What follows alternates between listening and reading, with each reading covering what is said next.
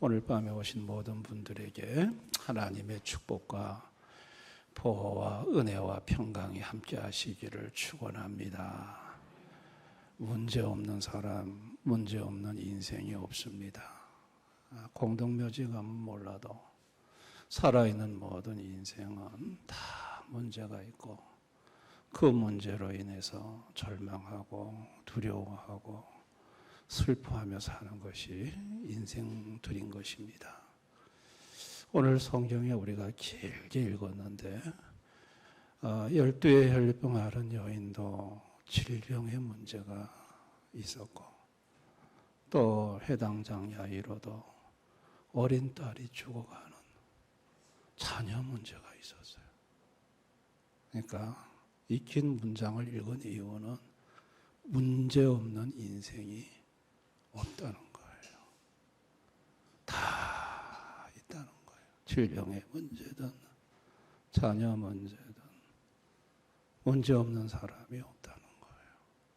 그런데 문제는 그 문제를 해결할 능력이 없다는 거예요.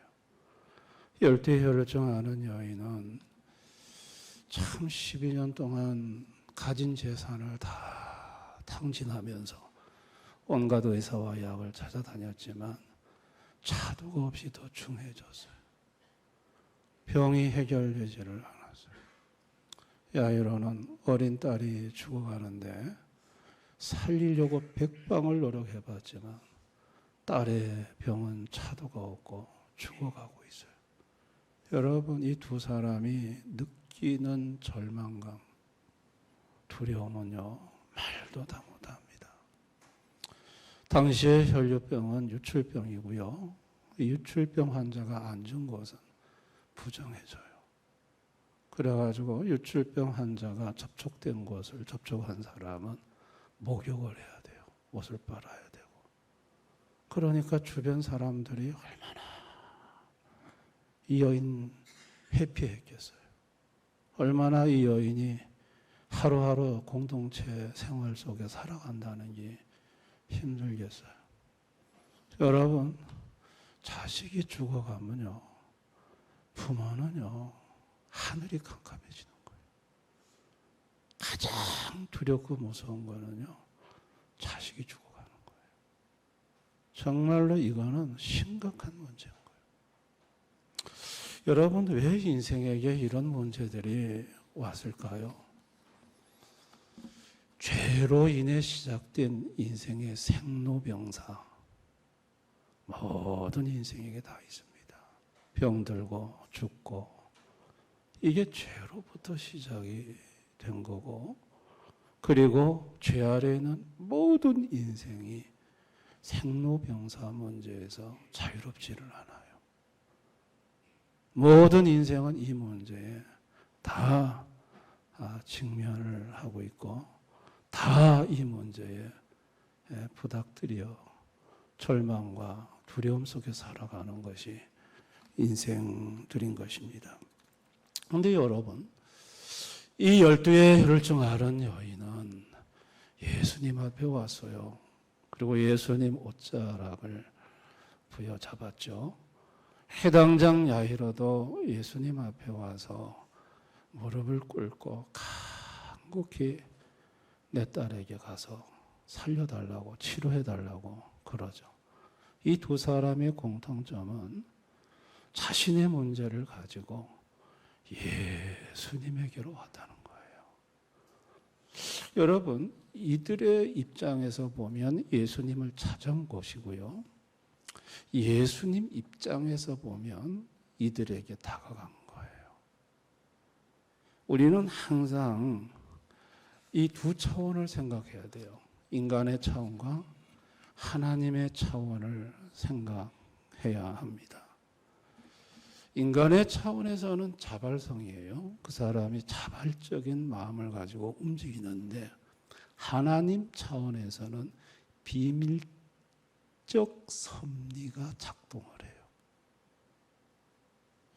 여러분이 사무엘상 9장을 읽어보시면요, 하나님께서 사무엘에게 이스라엘 왕 될 사람을, 베냐민 사람 하나를 내일 이맘때에 너한테 보내겠다 하고 전날 저녁에 말씀을 하시고, 그 당일날에 기스의 아들 사울이 암나기를 찾아서 나서요. 그 암나기를 찾아서 헤매다가 어디로 왔냐면 사무엘 선지자한테 왔어요. 보세요. 암나기를 찾는 것은 자발적으로 아버지 암나기를 찾아다녔어요. 그런데 그 사울을 사무엘에게로 이끄신 분은 배후의 비밀적 섭리에 작동을 하신 하나님이셨어요. 아멘. 이게 하나님의 역사예요.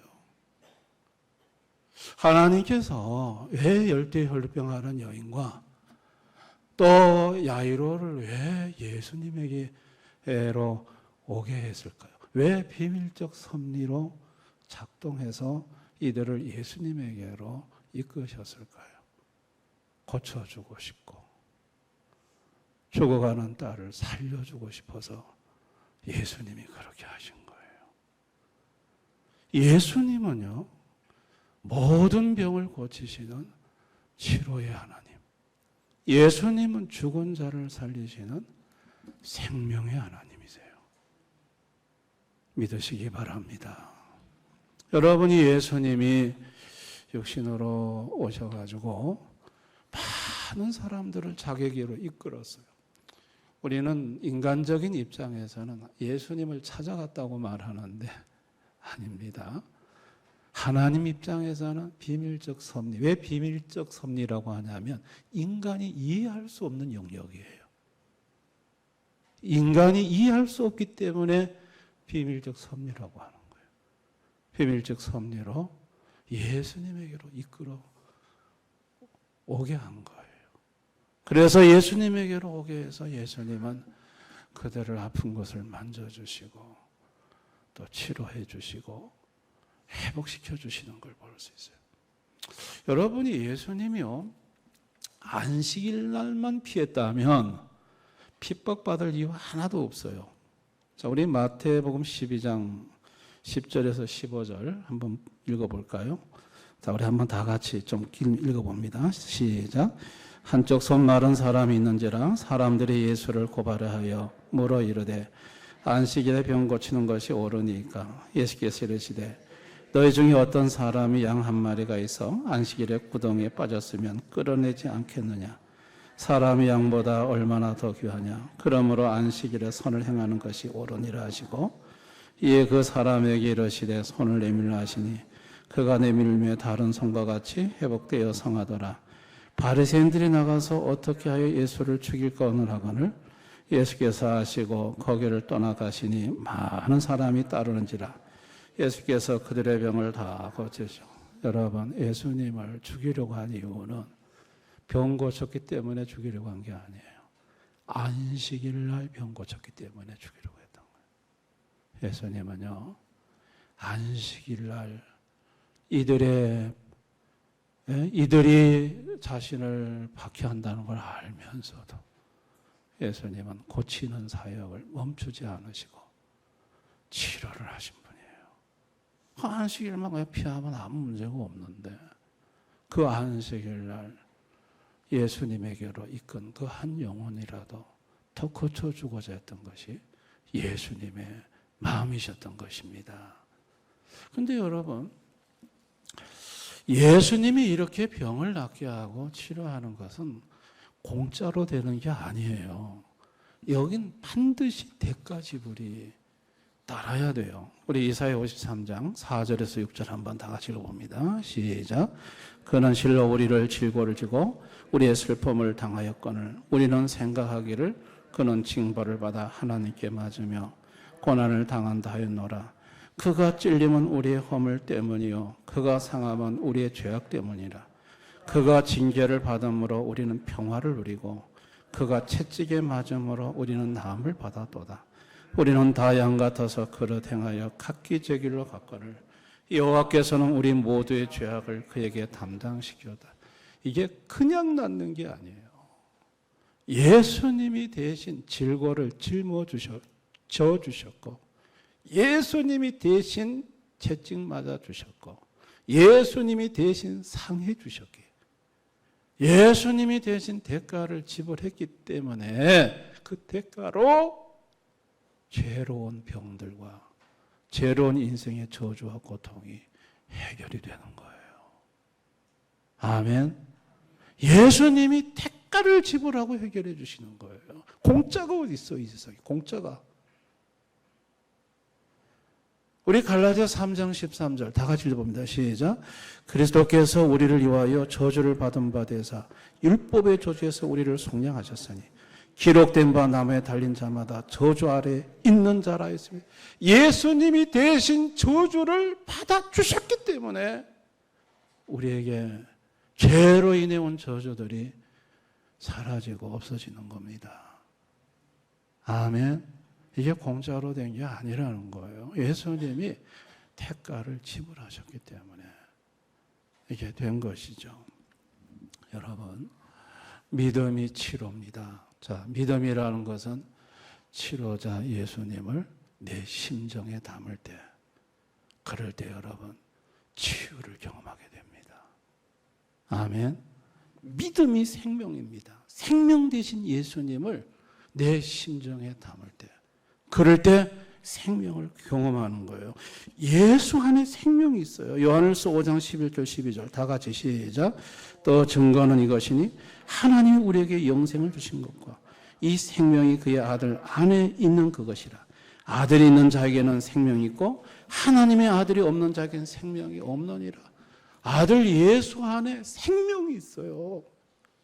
그래서 예수를 내 심정에 담으면 생명을 담는 것이고, 생명을 담으면 내게 생명의 역사가 일어나는 겁니다. 믿으시기 바랍니다. 저는 그 고려대 정형외과 교수님이 나오셔서 강의하는 걸 들으면서 이제 제가 지금 골절 당했잖아요. 근데 저는 그 교수님 강의 들으면서 교수님 그 얘기를 하시더라고요. 전혀 다른 조직이 다른 조직으로 변화되는 건 딱 우리 신체에 두 개밖에 없대요.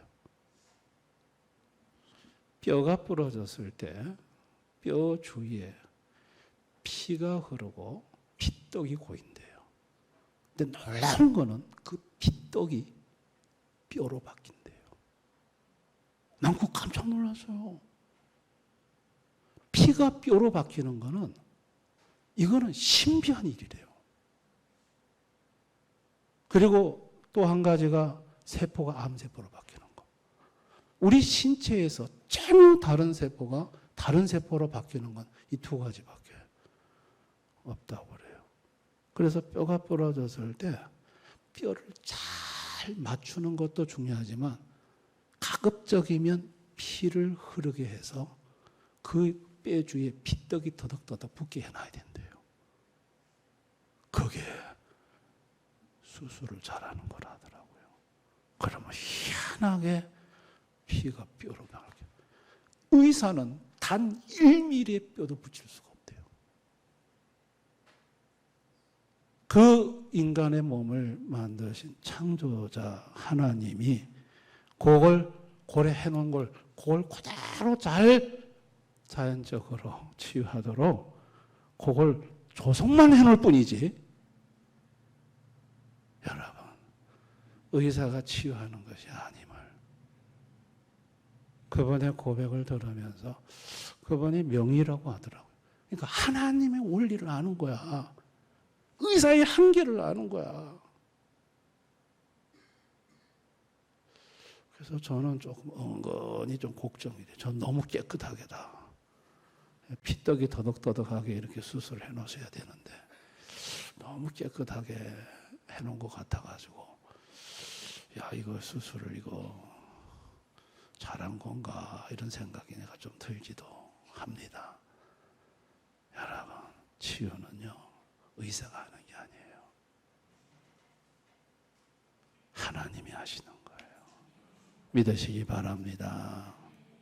여러분, 열대혈병 앓은 여인도 뭐 의사들 그렇게 찾아다니면서 아무리 애를 썼지만 치유가 안 됐어요. 그런데 예수님의 옷자락을 만지는 순간 예수님으로부터 치유의 능력이 들어오니까 그대로 열대혈병 앓은 몸이 나아버렸어요. 치유는 우리 몸을 창조하신 하나님이 하실 수 있는 거예요. 믿으시기 바랍니다. 여러분, 야이로도 마찬가지죠. 딸이 죽어가는데 모시고 가다가 집에서 죽었다는 소식이 왔어요. 두려움이 몰려왔어요. 예수님께서 두려워하지 말라, 믿기만 하라 그러죠. 여러분, 그 순간에 예수님의 음성을 듣는 순간에 치료자 예수에서 생명이신 예수로 바뀌는 거예요. 내가 모시고 가는 예수님은 단순히 병만 치료하는 분이 아니라 죽은 자를 살리는 예수님이시다. 생명이신 예수님이시다. 여러분, 그 믿음이 있었기에 딸이 죽었다는 그 현장에 예수님을 모시고 들어갈 수가 있었어요. 그 믿음 누가 주셨죠? 예수님이 주신 거예요. 아멘. 그래서 딸이 살아나는 놀라운 은혜를 경험하지 않습니까? 여러분, 오늘을 사는 현대인들은요, 질병 앞에 절망하고 죽음 앞에 두려워 떱니다. 제2차 세계대전 때요, 일본 포로 수용소에 영국과 미국 포로가 2만 8천 명이 수용됐는데 그 중에 8천 명이 죽었습니다. 배고파서 영양실조로 죽은 것도 아니고요. 단 1%의 희망이 없어 절망으로 죽었다는 거예요. 인간이요, 참 자신이 혼자 해결할 수 없는 문제를 만나 절망하면요, 그 절망이 죽음으로 몰고 갑니다. 여러분, 그런 인생은 예수님을 바라보시면 됩니다. 예수님이 우리 인생의 소망이고 예수님이 우리에게 희망이 되시는 분이에요. 믿으시기를 바랍니다. 오늘 이 시대를 살아가는 우리 성도들도요, 12의 혈병 앓은 여인처럼 절망의 문제를 만날 수 있고 야이로처럼 자녀 문제로 인해서 두려워 떠는 우리 성도님이 있을 수 있어요. 근데 어떤 문제를 만나든지 예수님은 비상적 섭리로, 비밀적 섭리로 여러분을 예수님에게로 이끄신다는 걸 아시기를 바랍니다. 자꾸 예수님 생각나게 하고, 예수님한테 가면 이 문제가 해결될 수 있다. 예수님은 이 문제를 풀어낼 수 있다. 왠지 마음에 그런 생각, 그런 마음 들어서 오늘 수요 예배 이 자리에 여러분을 이 자리로 이끄신 분은 비상적, 비밀적 섭리가 작동되어 여러분을 이 자리로 이끈 줄을 압니다. 수요일 날 예배 자리에 온다는 거 쉬운 거 아니에요. 여러분들이 얼마나 오늘 하루 종일 일하시고 피곤하세요. 피곤한데도 이 수요일 날 이 예배 자리에 와서, 기도의 자리에 와서 앉아 있는 것은 내가 자발해서 오는 것 같지만 여러분을 이곳으로 이끄시는 예수님의 비밀적 섭리가 여러분에게 있다는 것을 아셔야 합니다. 아멘. 그래서 우리가 이런 어떤 어려움을 당하고 절망적인 문제를 만나면 제일 먼저 예수님을 찾아와야 되고요.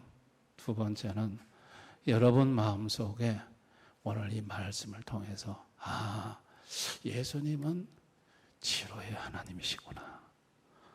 어떤 병도 다 고칠 수 있는 치료의 하나님이시구나. 그 예수님을 마음속에 담고 예수님은 생명의 하나님이시구나.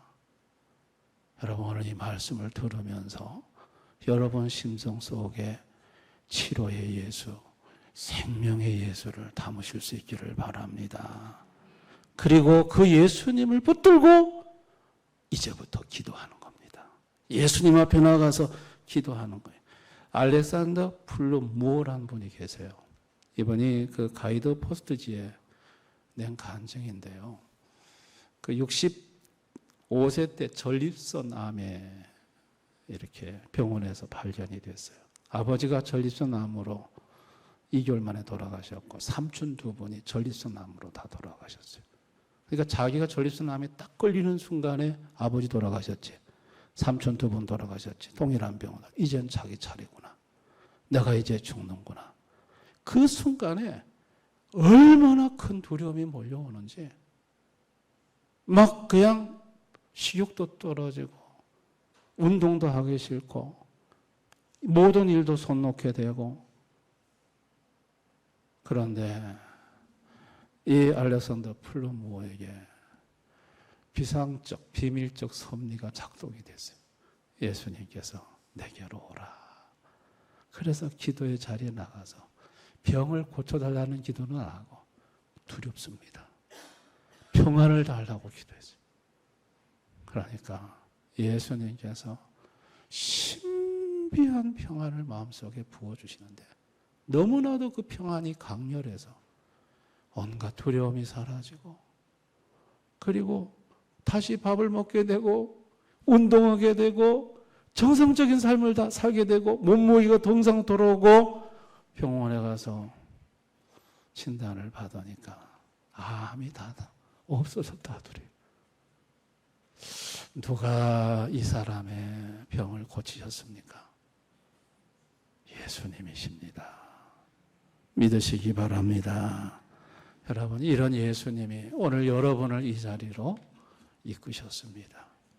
우리가 이 밤에 기도할 때에 여러분들이 예수님한테 여러분이 어떤 문제든 마음속으로 오늘 밤 찬송 부르고 기도할 때, 여러분 치료의 예수, 생명이신 예수님에게 다 기도로 아뢰실 수 있기를 바랍니다. 아멘. 여러분의 마음에 담은 그 예수님이 여러분의 믿음이고 내 믿음대로 될지어다. 그 역사가 이 밤에 일어날 줄을 믿습니다.